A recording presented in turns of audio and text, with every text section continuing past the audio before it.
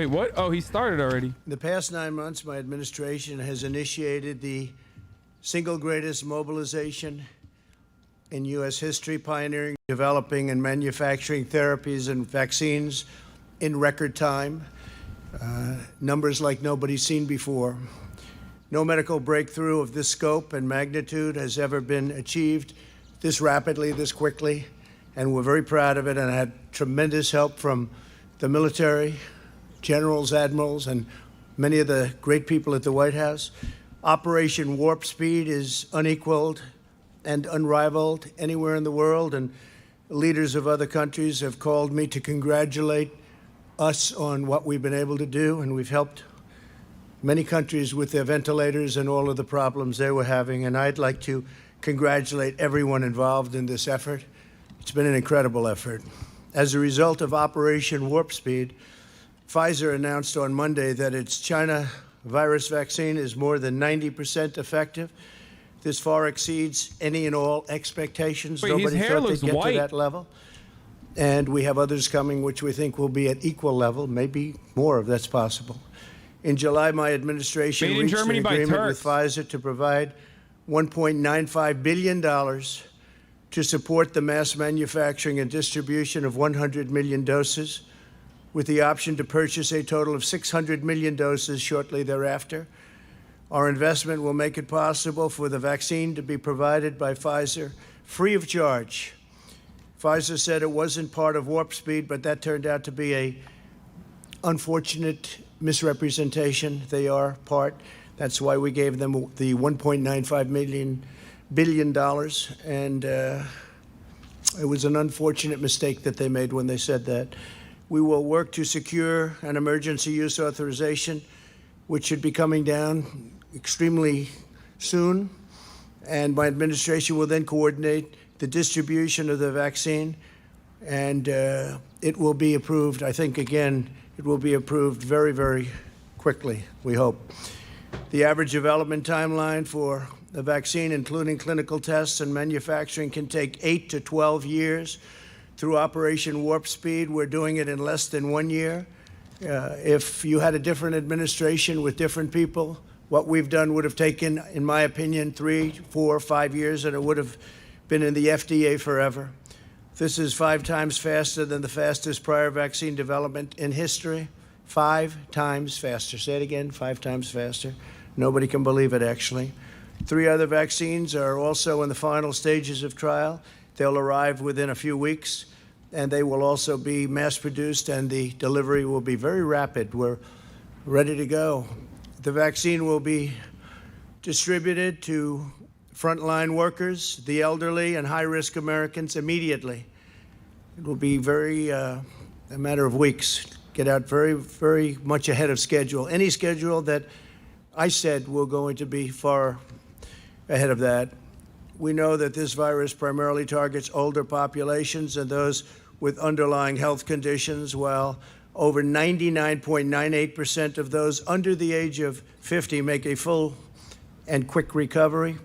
By giving the vaccine to high-risk individuals right away, we will dramatically reduce hospitalizations and deaths. Case levels are high, but a lot of the case levels are high because of the fact that we have the best testing program anywhere in the world. We've developed the most and the best tests, and we test far more than any other country, so it shows, obviously, more cases. By vaccinating the elderly and the high risk, we will effectively end this phase of the pandemic and allow seniors to reclaim their golden years, the golden years of their lives, which is so incredible. And it's about time that they can have those golden years. Again, this process is starting right away. Millions of doses will soon be going out the door.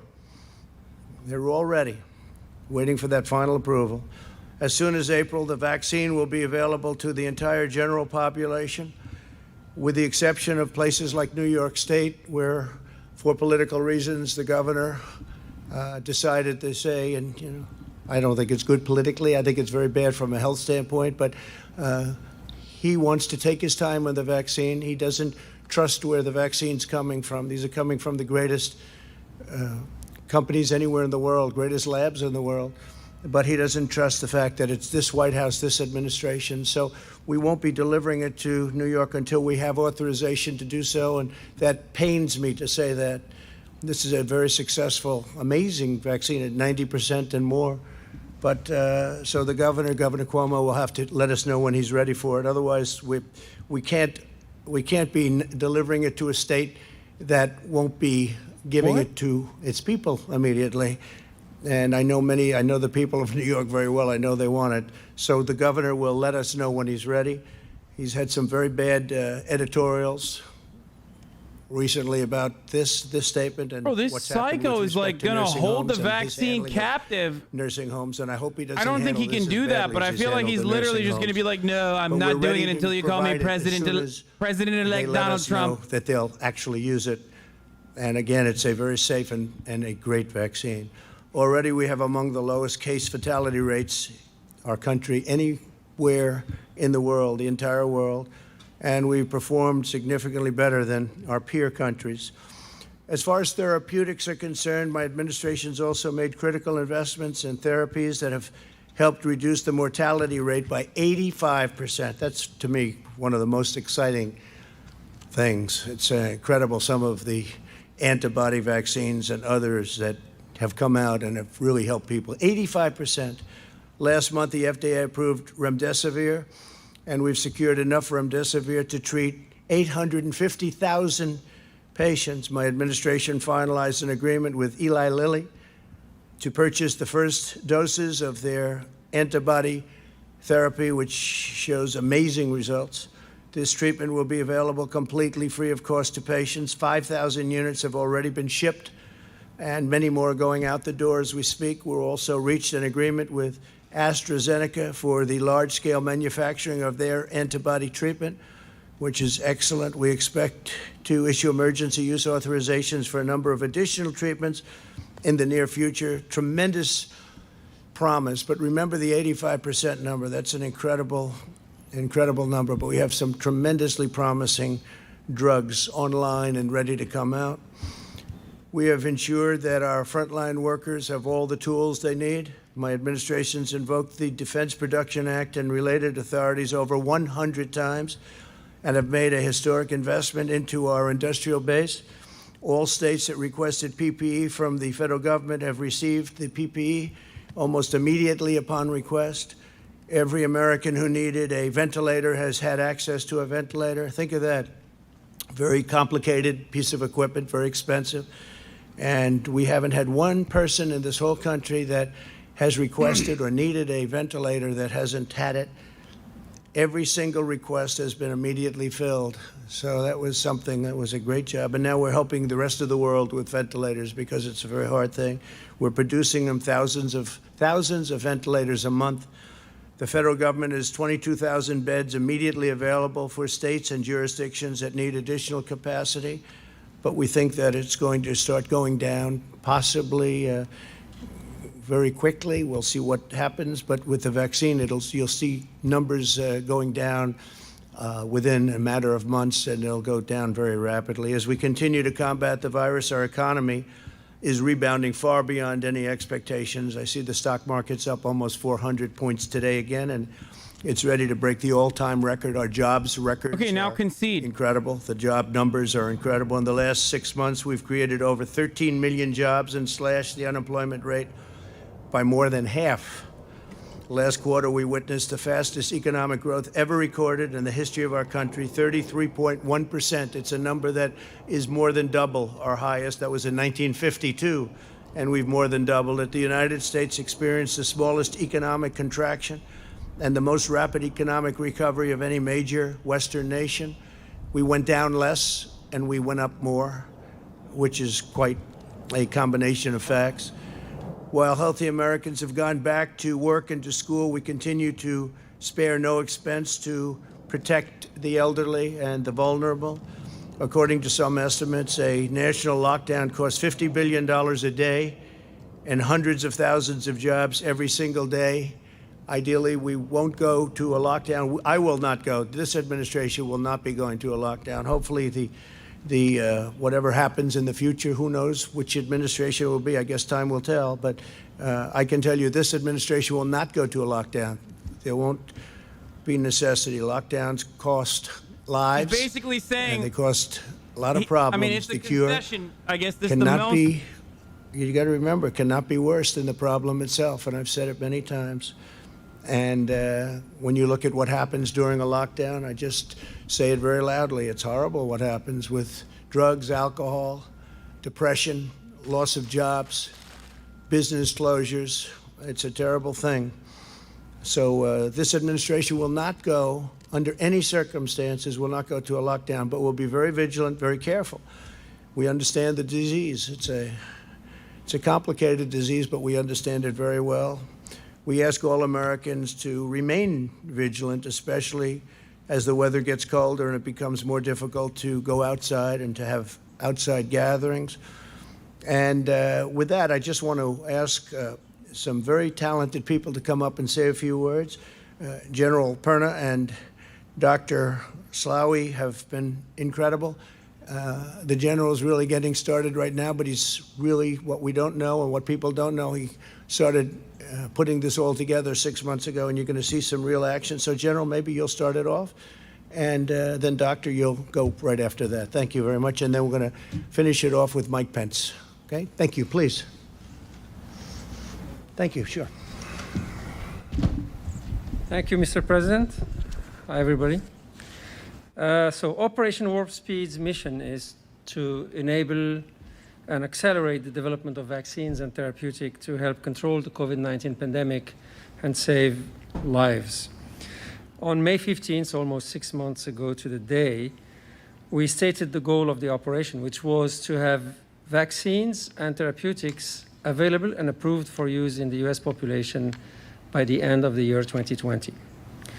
We said then that while very challenging, the goal was credible and therefore was worth. I didn't leak my address. That was on this is my PO box. Anyway, listen, I'm gonna go over what we were talking about earlier, or with what Donald Trump just said. Obviously, he did not fucking concede. Oh shit, ABC News is literally moving away from it as well. ABC News headquarters in New York. We're coming on the air right now because we just heard from President Trump on the latest on the effort against the coronavirus pandemic. Let's listen to a little bit of what the president said just moments ago. According to some estimates, a national lockdown costs $50 billion a day and hundreds of thousands of jobs. He's talking about how, day. like, he's not going to, he didn't concede. The closest we got to a concession basically, was when he said, my administration's not going to force a lockdown, but I don't know what other administrations might do. And this administration will not go to a lockdown. There won't be necessity. Lockdowns cost lives, and they cost a lot of problems. The cure cannot be, you got to remember, it cannot be worse than the problem itself. And I've said it many times. And when you look at what happens during a lockdown, I just say it very loudly. It's horrible what happens with drugs, alcohol, depression, loss of jobs, business closures. It's a terrible thing. So this administration will not go, under any circumstances, will not go to a lockdown, but will be very vigilant, very careful. We understand the disease. It's a complicated disease, but we understand it very well. It's like he wants people to die. Like he just doesn't give a shit. Like he's not conceding. He's continuously spreading misinformation. He's like, the final fucking month of power that I have, I'm just gonna do everything I can to kill as many Americans as possible. He's truly the Antichrist, dude. It's not. Dr. Slawi have been incredible. The general is really getting started right now, but he's really, what we don't know and what people don't know, he started putting this all together 6 months ago, and you're going to see some real action. So, General, maybe you'll start it off, and then, Doctor, you'll go right after that. Thank you very much, and then we're going to finish it off with Mike Pence. Okay? Thank you. Anyway, okay, so like I was saying, of course there was no concession. Of course there's no fucking questions here. And what is instead happening, I don't know why ABC. Okay. Rose Garden, offering a bit more information on the effort against the coronavirus pandemic. I want to bring in Chief Medical Correspondent Dr. Jennifer Ashton now for a bit more on this. Dr. Ashton, we heard the president there saying that at least under this administration there will be no national lockdown. But I wanted to get your take on also what he was saying about the vaccine and specifically his comments on the funding behind the Pfizer vaccine, which has since been shown to be 90% effective in trials. He might take questions after Pence, but I find that highly unlikely. Optimism both here in the U.S. and around the world about the Pfizer phase 3 data that was announced at the beginning of this week. I spoke to the CEO of Pfizer on Monday, and I asked him specifically about the fact that Pfizer did not accept funding from the U.S. federal government for research and development on the vaccine. And he told me that that was a difficult decision that he is quite proud of. The $1.95 billion that President Trump just alluded to was for the purchase of doses of the Pfizer vaccine if and only if it receives emergency use authorization from the FDA. And in terms of where we are with this pandemic, Diane, some COVID numbers, the latest right now, at least 243,387 COVID-related deaths to date in the United States, making COVID-19 right now the third leading cause of death in this country. We are in critical condition for sure. And we've seen records come in all week. 1,600 deaths yesterday, 158,000 new COVID cases daily. We are breaking record after record. In the beginning of this week, it was 100,000 new COVID cases. It's getting colder, as Trump also alluded to personally, which is going to make it harder. That's why they were saying that it's going to peak again. Remember, Anthony Fauci, okay? Fauci said that COVID cases were going to spike right now, like around election. Months ago, back in April, we were like, we are trying to get over it in the summer, and then it's going to peak again in the fall and winter. And it's happening already. And yet we are still acting like this is a shocking new development that nobody could have fucking foreseen. When people who are paid to foresee this sort of thing warned ahead of time. Dude, I'm so fucking terrified. I'm legitimately terrified that the Thanksgiving holiday season is going to annihilate this fucking country. Like, for spiking cases, look to a week or 2 weeks after Thanksgiving. Okay?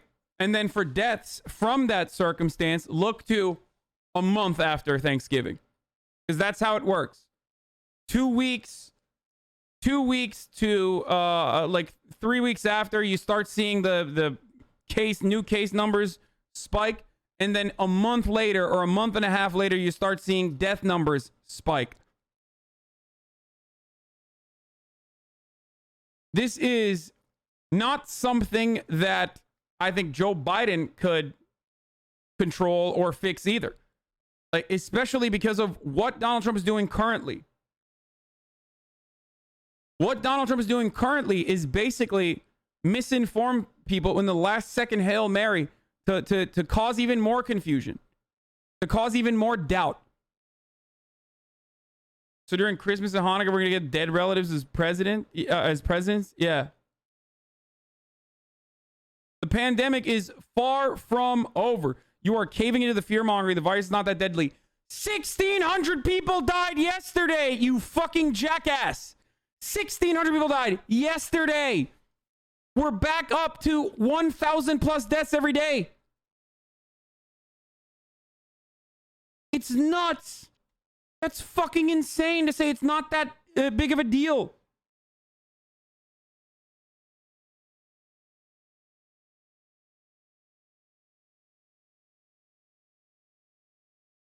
No, I have the cold on. You are reaching to your viewers anyways. Friendly EU gaming stream, please. Ajuni. I'm not going to do that right now. I'm not going to fucking do the PlayStation 5 unboxing and shit yet. I will do it in a little bit. We're going to obviously cover what the fuck is going on currently, and then we'll get to fun stuff. This is supposed to be a fun Friday, but obviously I mean, we can't do that yet. Okay, we can't. Can you clarify if Pfizer was a part of Operation Warp Speed? Pfizer says that it was not a part of Warp Speed, but that turned out to be an unfortunate misrepresentation, Trump says. Trump is now a lame duck president, but he still hasn't figured out that coronavirus testing doesn't cause cases. Here's a Snopes article on the Pfizer thing. Was Pfizer COVID-19 vaccine developed, funded by the Trump administration? Yeah, they bought. So a bunch of countries, and this actually is going to be a problem globally. A bunch of wealthy nations bought vaccines ahead of time, okay? Without knowing that, without ever knowing if it was going to work or not. So the American, the United States bought a bunch of fucking vaccines ahead of time. They pre-ordered it like a fucking PlayStation. That has absolutely nothing to do with funding its R&D, with funding its research or development.